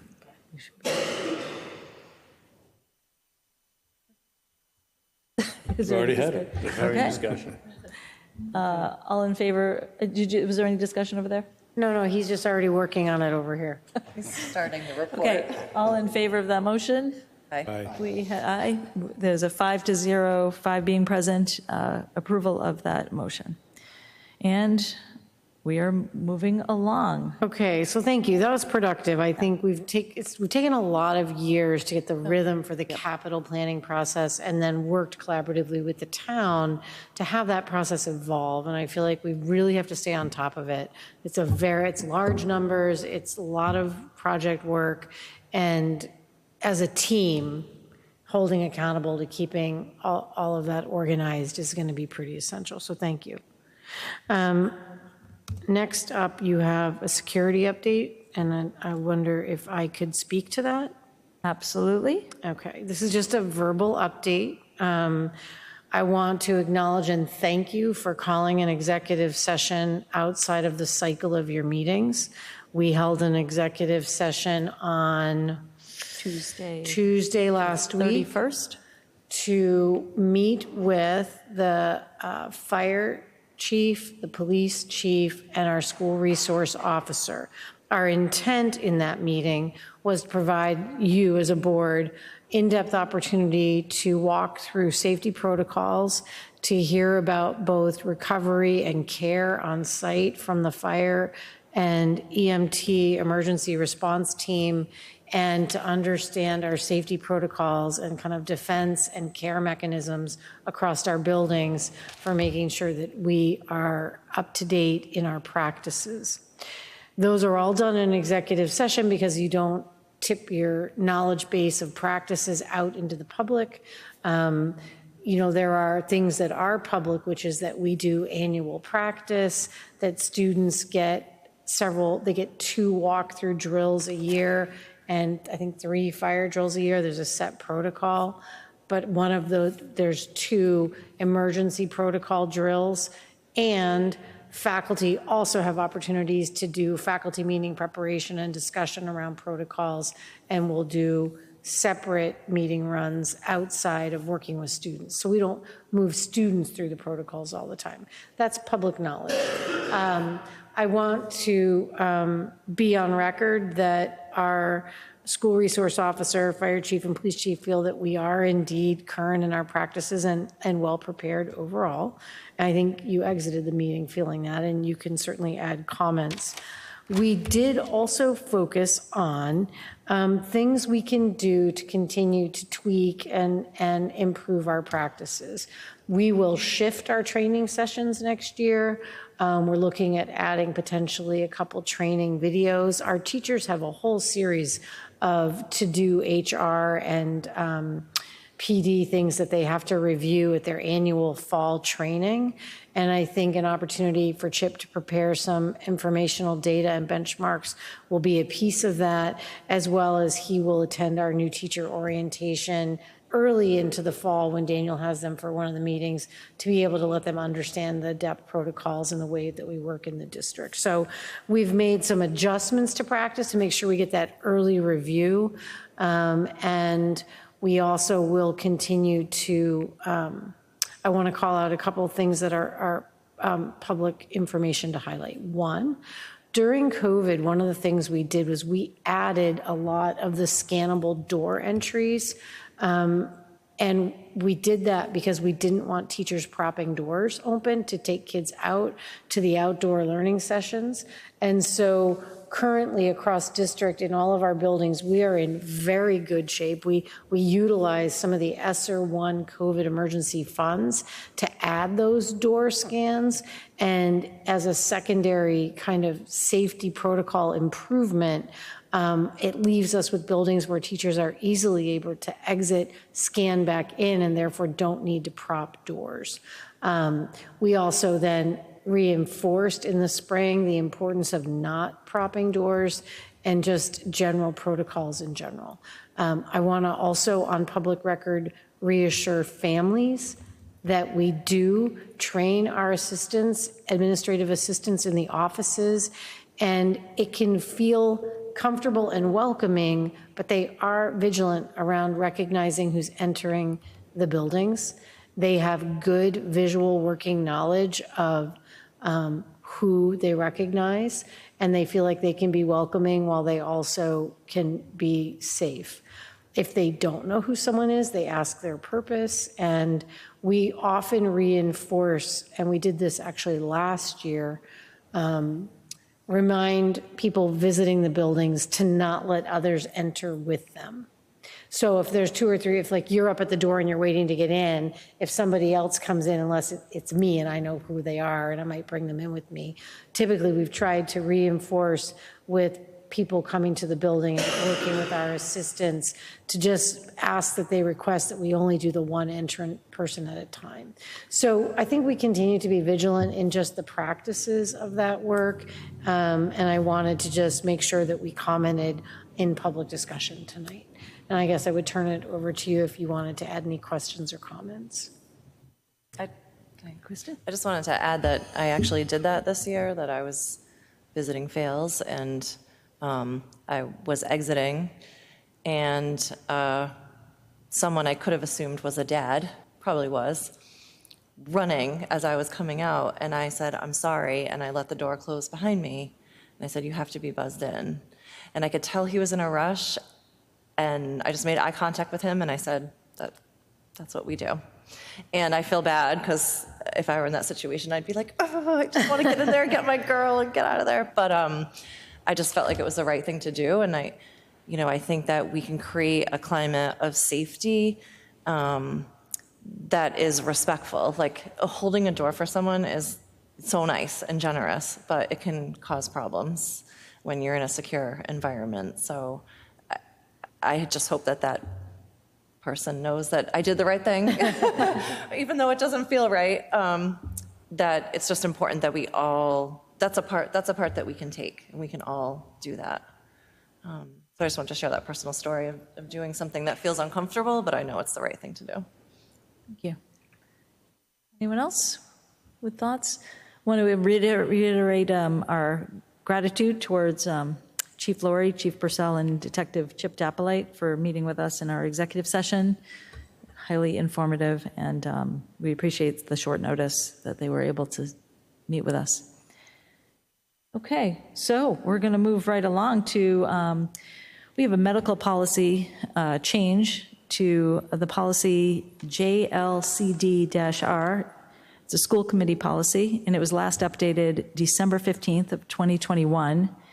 The potential change is in section 2 of the policy that is redlined that you have received. Judy Noonan, our lead and head nurse, has asked that our committee approve a change in this medication policy to allow over-the-counter medication, including Tylenol and Motrin, to be administered to all grades with parental consent.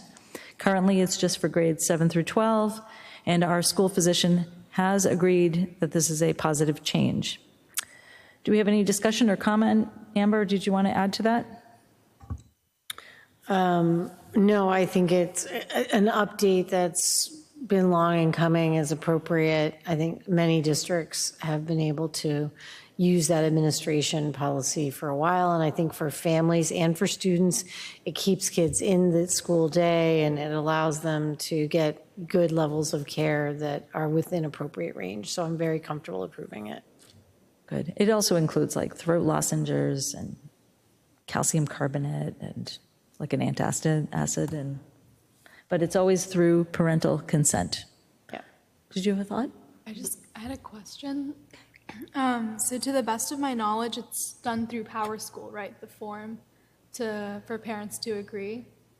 So I just know, like, talking to some of my friends, like at school, sometimes they'll go to the nurse to get it, but their parents are completely fine with it, but they just haven't, they didn't even know that the form existed. So like maybe like towards the beginning of the school year to have like more attention towards parents to look at that form. Like I know my parents don't even know my login to my Power School, so I had kind of log in the beginning of the year and have them do it in front of me. But I guess just an email or something like that send out near the beginning. Yeah, no, definitely. I appreciate the feedback. I think we will put it in probably the welcoming packet to parents, and they have to log on and do that. And you're right, it provides, it can be, the online is a gift for some parents and a hindrance in some families, and we have to work to make sure that they have what they need. in order to be able to get their paperwork done. But we can definitely increase that. And the nurses are really good around calling home and getting verbal consent, but this pushes it down so that it picks up the other grades and just provides a little wider capacity. It's part of the first day packet. And even though not all the schools call it that, because as you get older, they don't call it that anymore, but it's part of that early emails that tell you to log in and approve. There's actually several things to just update your information, update your email, update your phone numbers, update your approval of, everything from, that there is a power school, that that there's this policy. But I am always curious of I recognize that when you don't do that, they get a follow-up email, and then what happens? I'm always curious, what happens after that if someone doesn't respond to it? Like you said, maybe they haven't completed the process. Scott goes over to the door, drives over, knocks on it. No, we call the family. We call the families, Yeah, okay. Yeah. So that's good to know. So thank you for adding that. So do we have a motion is there any other discussion? Do we have a motion to approve this change in the medical policy for JLCD-R to include all the other grades? So move. Do we have a second? Any discussion? All in favor? Be a 5-0 vote in favor, 5 being present. So we're moving right along to the superintendent's evaluation. This is a yearly moment where we have the superintendent's evaluation. It is based upon the Department of Elementary and Secondary Education process. The school committee had, as we've mentioned in the past, used a rubric from the state. They also used feedback from parents that was sent out, a survey, feedback from teachers that was a survey, and the review of the superintendent's goals and her own assessment of her performance. Am I missing anything else? So we've discussed that process, and then what ended up happening is June 1st, all the assessments or evaluation from the 5 school committee members put into a Google form and their comments, and then that created a summary, and here we are today to present the summation of that evaluation. Should I just continue? Great, keep going. Okay. So if you were unaware, there are 4 standards that we evaluate the superintendent, and there's an overarching goal. And I'm just going to run through giving you a pretty good idea of how the 5 school committee members together evaluated our superintendent. The first one, the overarching goal, it focuses on that she added was to lead the district through the final stages of COVID-19 impact. The rating for this standard was specifically a 3.6 out of 4, which leads you to an exemplary result. But some of the comments, and school committee members will start to hear their own words. I'm just going to pick out a few of them. One commended the superintendent for shouldering much of the burden of the COVID protocols as we transition to flexible masking. Another member said, COVID times were unprecedented times, and my evaluation borders between exemplary and proficient. Another person said, led Westborough Public Schools through an incredibly challenging and unpredictable pandemic with grace and acuity. There was a recommendation for the superintendent to take time to regroup, rest, and replenish her energy as we move to the 22-23 school year.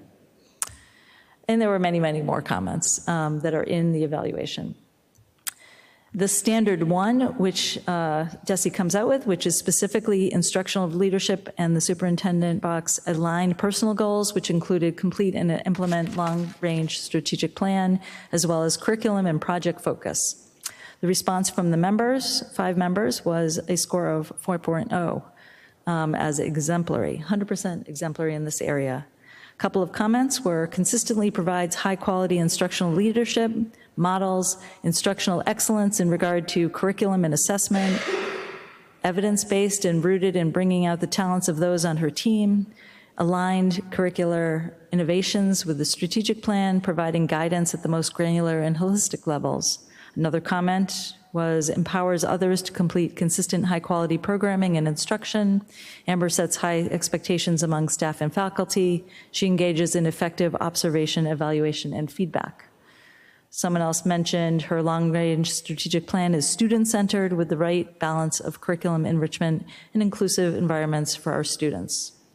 And of course, there were many more comments, which she is receiving in her evaluation. Anything that you wrote, she is receiving, okay? Just so you know, nothing was left out. And they're all in different order. I moved them all around. Standard number 2 was management and operations, and Superintendent Box aligned personal goals include management promotes the success of all staff by ensuring a safe, efficient, and effective learning environment and using resources to best capacity. Some comments, the rating was 3.8 out of 4, which is in the exemplary rating result. Some comments were opening Fail School was a huge accomplishment of the superintendent, navigated challenges of building a new school with teamwork, strong vision, and creative thinking, led the team through an unexpected roof failure at Armstrong, pulling together stakeholders to ensure a swift and successful outcome. Another comment was enhanced new district-wide system for recruiting and hiring a diverse workforce while embedding the Westborough Public School culture through onboarding and supporting new educators. And another one was led the administrative and leadership teams to develop a responsible district budget aligned with the district's vision, mission, and goals that address the needs of students. Amber seeks alternate funding sources successfully and communicates her budget well to community members, municipal stakeholders, and the school committee. And there's many more comments. Standard 3, which is family and community engagement, and Superintendent Box aligned personal goals include collaborate with town organizations to ensure strength of town services, as well as maintain and assess the new working model of superintendent's advisory to support communication and planning. And she had a third one, sustain communication models around COVID-19 updates. Oh, and there was a fourth, to return to events. So her rating in this area was a 3.6 out of 4. That rounds to an exemplary result. One of the comments was the parent feedback survey seems to suggest an overall high approval rating by school families. Even those few that felt a better job could have been done by the superintendent were often listened to, met with, and addressed respectfully during trying times. Amber's district-wide communications with families are provided in multiple formats and respectfully affirm different families' home languages, cultures, and values. She has modeled this for principals whose communications to parents also improved this year. Another comment was maintains a positive presence on many townwide boards and community organizations, networking skillfully.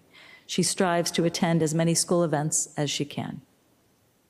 And then finally, Standard 4, which is professional culture and Superintendent Box aligned personal goals, which were focus on cultivating and maintaining a district culture that embraces and exemplifies equity and anti-racist practices through DEI work, as well as focus on goals of authentic and connected relationships to ground the work of the district. In this standard 4 of the state, the rating was 3.4 out of 4. That rounded to a proficient rating. A couple of comments were, and this seemed like an area of growth, specifically of all the standards. It was this area that the 5 members seemed to have as an area to grow and improve. One comment was professional culture is an area for relationship repair and improvement after an exhausting year for leadership, staff, and faculty. Another comment was there seems to be room for improvement in goals that center on equity and development of relationships with staff and faculty. Another one was from the feedback within the teachers' survey results, and overall need to improve relationships and cultural environment are necessary. So there was a common thread going on between the 5 members' comments. And then we have an overall rating. If you take all of those standards and put them together, it appears to be about a 92% exemplary rating. So there were 3 standards plus an overarching one, plus the one where we thought we as a committee appear to think there's room for improvement, and it still, when consolidated, comes up with an exemplary rating. Some comments were exemplary job. One of the committee members wrote, work of the superintendent is endless, and Amber works in overdrive daily. She tackles obstacles thoughtfully with teamwork and creativity. Another comment was, Amber's overall performance is exemplary in that the district remains successful with her running a large workforce, a high-quality functioning administrative team, and providing information for each department and group to achieve the district's goals. Another member wrote, overall, Amber Bach is an exemplary superintendent, hardworking, diligent in maintaining a high-functioning district that continues to progress in establishing best practices. Westborough is fortunate and continues to thrive under her leadership. And there were many more comments. Would anyone of our members would like to speak to the evaluation? Or do you feel like your comments speak for themselves? I know that you all put a lot of work into them because I read them all. And any thoughts? I realize that it is a very public evaluation. It is. Thank you very much for your supportive comments and your good direction around areas where to grow. I spend a lot of time looking at the survey data. I want to reassure families and faculty that complete that it takes a lot. You waded through it. It's a good amount of comments, and you have 390 something people who put comments in, and took a lot of time from the parents, and about 152 from faculty. So you in a combined sense, while it's a small sample, at the same time, it's important that it does capture a bell curve of people's experiences. And I think one of the things that we've learned about feedback is that the feedback that can be hardest to hear is actually sometimes the most appropriate feedback to work with. And so, I like anyone else, I think by human nature, you want to do well and you try to do a good job. So feedback that is critical around areas of failure or less than, meeting the mark for someone in terms of performance can be difficult to read, but it really does shape the direction of the work in the future. So I just want to thank the people that took the time to write comments, and I hear that feedback and feel like it does really guide the work we do on the ground. So thank you. I think as well that the area around professional culture is always an area that takes constant repair and work. I think that, it means being present, and I find it, and Daniel and I talk about this, it's interesting to try to get the right balance of ways that we get to interact across the district. I think that faculty appreciated the 2 years where I immersed myself in going to team meetings and department meetings. It provided a different opportunity for connection and different types of conversation than when I would be doing walkthroughs, as an example, for just getting a snapshot of instruction. It adds a layer of another 30 meetings. So it's just, there are choices around time and balance. And so I think I'll spend the summer trying to look at how to take that feedback and tweak my approaches to try to, be on the ground with people in a way that they feel meets their needs. So I appreciate the areas for growth and the positive feedback. Thank you very much. You're much kinder than I usually am to myself. But I think at the same time, the opportunity to keep setting goals to do good work in the district is something that I find challenging in a good way. I don't disagree that I need some rest. I think the whole team does. I mean, teachers are exhausted, parents are exhausted, kids are ready to be out. I think it's a pervasive, everyone that needs to rest. I think we've been through an incredibly emotionally and physically challenging stretch. and the toll on everyone, families, and the burden of just how life is different, and students and the experiences they've had over the last couple of years have been incredibly challenging. So I'm not sure how you regroup from that. You know, I'm not really sure, but I think we just have to give ourselves time to repair. So I'm going to be spending the time with the leadership team this summer asking that question. You know, how do we ensure the best possible repair and care of the professional culture and ethos of kind of what characterizes Westborough as we come back into the school year. So that'll be where we put our time and energy. So thank you. Steve, did you have a thought? Yeah, I don't think you should beat yourself up too much because you're only 8% from perfect. So, but the other thing is, even for those, let's say, somewhat negative, let's say, concerns, your solution to almost everything that you think you should improve actually deals with a group of people to make it better, not only for yourself, but for them as well, as they work with you to get to where you want to go. And I think if in all cases, for those things that, let's say, over time turn out to be negative, you have a method of fixing it. And I think, as I said, don't beat yourself up too much, because I'm sure that you'll get there. Thank you. And always, thanks a lot. We're really well off with the superintendent we have in this town. Well, thank you. As well as the rest of the staff, too. Thank you. I appreciate that. I care immensely for our faculty in this community, and so there's earnestness in my effort, even if the match is never going to be, you know, for everyone. So, you know, I think I'll continue to reflect and come back in ready to go. And I'm going to take some time myself to rest a little. So, thank you. Well, I was remiss. The fact I was so focused on the evaluation that to not thank you was certainly a miss. Thank you for your dedication to this job. And, you know, for people who are just hearing that there's an evaluation, we do offer feedback throughout the year, positive, negative, you know, because the 5 members are in communication with Amber on a regular basis. And, but this is just the formality of that. And I apologize, the committee did not receive the summation until this afternoon, but you are welcome to read. But thank you for your service, because what you do every day, it really does matter, and it makes a huge difference for our Team town. effort. Yeah, We've got, I get you it. know, we together in a combined way are committed to moving the district forward and serving students and families. So we are going to all rest, and then we'll come back and dig in. So thank you. So I just want to wish everyone a happy, healthy, safe summer. The next regular session meeting of the school committee is scheduled for Monday, August 29th, 2022. And I feel like I'm constantly saying every single year now, unless there's some unforeseen circumstances.